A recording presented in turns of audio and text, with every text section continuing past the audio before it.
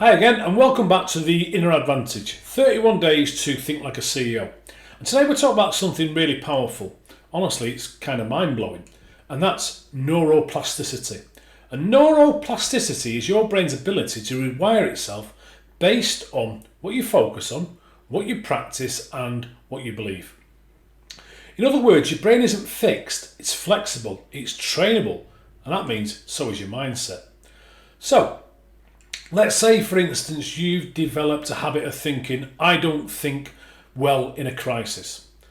Now, the more you think that thought, the more your brain strengthens that neural pathway. So it becomes automatic, it becomes your default, it becomes your future.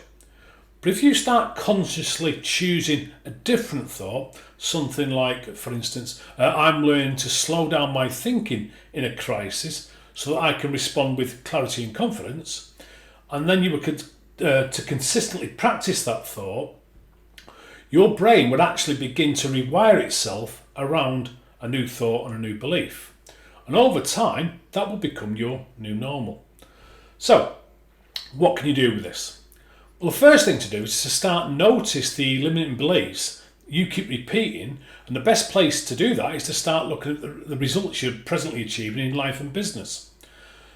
And any results that you're not satisfied with, ask yourself, what limiting belief or beliefs would I need to be living to produce that outcome? And once you know what those beliefs are, you now need to interrupt them when they pop up in your mind and replace them with the thoughts that support the version of you that you're committed to becoming. And the key is repetition and consistency.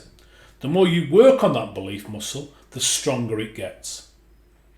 Okay, let's keep this conversation going.